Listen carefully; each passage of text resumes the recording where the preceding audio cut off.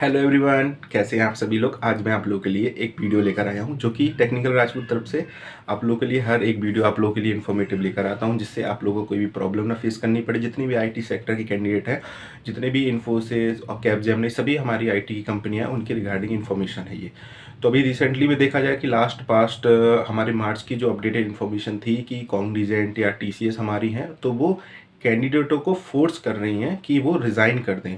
अब इसके पीछे मेन रीज़न क्या है, रिज़ाइन करने की इतनी कंडीशन ऐसी क्या आ चुकी है कि हमारे टीसीएस, कॉग्निजेंट, अदर कंपनियां हैं, वो बेंच पॉलिसी पे बैठाल के फिर बोल रही हैं जो हमारे एम्प्लॉयज़ हैं उनको कि आप लोग रिज़ाइन कर दीजिए इस कंपनी से। तो इसके पीछे मेन रीज़न जो हमारा है, तो बेस से इस चीज़ को उठा के हम लोग अब बताते हैं, इस इन्फॉर्मेशन के बारे में आप लोगों में बताने वाला हूँ कि इसके बिहाइंड में क्या है। जो हमारा 2019 में लॉकडाउन था, उसके पहले जो हमारे 18, 17, 16 जितने भी बैच के कैंडिडेट थे, आप लोगों ने देखा होगा वहाँ पे बहुत ही ज़्यादा मास हायरिंग होती थी और कॉलेज में भी कंपनियां विजिट करती थी। जो ऑफ कैंपस में मोस्टली आप लोगों के अगर 70 बच्चे हैं तो मोस्टली 20-25 कैंडिडेटों को, और मतलब जितने भी कैंडिडेट थे सीनियर्स थे, उनको अच्छे तरीके से हायर करके ले जाती थी। हमारी इन्फोसिस थी, विप्रो थी जो कैंपस में विजिट करती थी, टीसीएस थी और अदर कंपनियां भी थी हमारी, जैसे कि सोफ्रा स्टीरिया थी। वो भी बहुत सारे हमारे एम्प्लॉयों को, मतलब जितने भी कैंडिडेट थे उनको हायर करके ले जाती थी। फिर क्या हुआ कंडीशन हमारी 2019 के बाद में, जब हमारे बैच को मतलब कैंडिडेटों की मास हायरिंग हो रही थी, उसी के बीच में कैंडिडेटों की बहुत ज़्यादा हायरिंग कर ली कंपनी ने। तो कंपनियों के पास ये लग रहा था कि उनके पास इन द फ्यूचर बहुत सारे प्रोजेक्ट आ जाएंगे और बिजनेस की डिमांड बहुत ज़्यादा हायर होगी। तो उन्होंने बहुत सारे कैंडिडेटों को, जो परसेंटेज क्राइटेरिया था हायर करने का पर कॉलेज के अकॉर्डिंग, आप लोग 25 to 30% इतने हायर कर सकते हैं, इतने परसेंटेज उनका होता है मिनिमम क्राइटेरिया।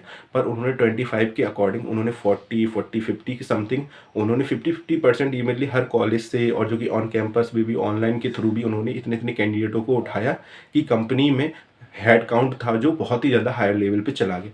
जिसकी वजह से कंपनियों के पास बहुत सारे प्रोजेक्ट की नीड थी कि उनके फ्यूचर में प्रोजेक्ट की नीड आएगी, क्योंकि हमारी यूएस जो कि आईटी की कंपनियां थी, वो प्रेफर करती थी कि हम लोग इंडियन ओरिजिन की जितनी भी आईटी सेक्टर की कंपनियां हैं उनको हम लोग प्रोजेक्ट एलोकेट करेंगे।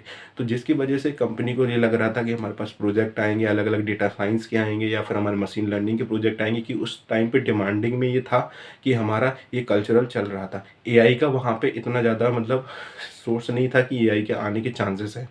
तो फिर क्या हुआ, 2019 से लेके 2022 के बीच में इतने सारे कैंडिडेटों को उन्होंने हायर किया। फिर क्या हुआ कि कंपनी को हमारे जो मनी डिमांड है, या फिर हम लोग बिजनेस डिमांड भी एक टाइप से बोल सकते हैं, आप लोगों ने बहुत टाइम देखा होगा, बिजनेस रिक्वायरमेंट नहीं है, हमारी बिजनेस रिक्वायरमेंट नहीं है, प्रोजेक्ट एलोकेशन नहीं है। तो कंपनी ने क्या किया, ये after the recession 2022 on the March October के बाद से मूनलाइटिंग की प्रोसेस स्टार्ट हुई, जिसमें बहुत सारे कैंडिडेटों को एक ही कंपनी में दो दो अलग अलग कंपनियों के साथ वर्क करने का मतलब पाया गया, उनको मतलब निकाला गया।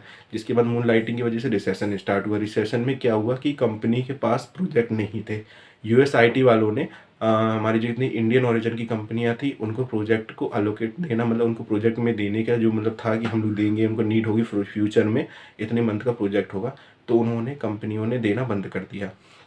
अब बात क्या हुई कि हेड काउंट कंपनी में बहुत ज़्यादा थे, विप्रो में हमारे 25,000 थे और इन्फोसिस में 46,275 थे। इतने हेड काउंट हो गए थे कि उन्होंने इतनी ज़्यादा हायरिंग कर ली थी, मास हायरिंग कैंपसेस से उठा ली थी। तो उसके बाद क्या हुआ कि उन्होंने, कंपनियों ने निकालना स्टार्ट कर दिया, क्योंकि इतने ज़्यादा हमारे पास कैंडिडेट हो गए थे कि उन्होंने ऑन, जिसकी वजह से धीमे धीमे उन्होंने कैंडिडेटों को बेंच पे रखा। और बेंच पे रखने के बाद उन्होंने पहले तो सैलरी दी, फिर उन्होंने सैलरी को कट कर दिया, हाफ प्राइसेस में सैलरी को कट कर दिया, जिसके बाद में क्या कैंडिडेटों को बहुत ज़्यादा प्रॉब्लम फेस करनी पड़ी। और बहुत सारे ऐसे कैंडिडेट थे कि उनके पास स्किल नहीं थी, उन्होंने कहीं से इधर से या उधर से इन्फॉर्मेशन लेके as a Telegram channel join करके कंपनी ज्वाइन तो कर ली थी, पर जब वहाँ पहुँचे तो उनके पास स्किल्स नहीं थी, तो कंपनी ने उनको निकाल दिया, टर्मिनेट कर दिया और निकाल दिया कंपनी ने। कुछ रीज़न ये भी था। और अनदर रीज़न ये भी थे कि हमारे कंपनी के पास बिजनेस नहीं थी, प्रोजेक्ट एलोकेशन नहीं था, तो उन्होंने अलग अलग, जैसे कि एआई हो गया, डेटा साइंस हो गया, जावा के डेवलपर हो गया, अगर जावा का प्रोजेक्ट आ रहा तो जावा की टीम को उन्होंने रखा और बाकी टीम को उन्होंने निकाल दिया, और नहीं तो उन्होंने बेंच की पॉलिसी निकाल दी। और उन्होंने बोला कि हम लोग 6 महीने तक आपकी हाफ सैलरी देंगे। फिर 6 महीने के बाद उन्होंने सैलरी देना बंद कर दिया और ये भी बोल दिया कि अगर आप लोग कंपनी छोड़ना चाहते हैं या फिर आप लोगों के पास कोई अदर अपॉर्चुनिटीज़ है तो वहाँ पे भी आप लोग ज्वाइन कर सकते हैं। तो ये फेज़ था हमारा अक्टूबर के बाद का। अब बात करते हैं रिसेंटली में ऑनबोर्डिंग और जो हमारा टर्मिनेशन की जो प्रोसेस है क्या है, जिसकी वजह से उन्होंने स्टार्ट कर दिया, मतलब जो कि हमारा रिसेशन चल रहा था तो उन्होंने टर्मिनेट करना स्टार्ट कर दिया। इसी के बीच में उन्होंने ऑनबोर्डिंग नहीं दी।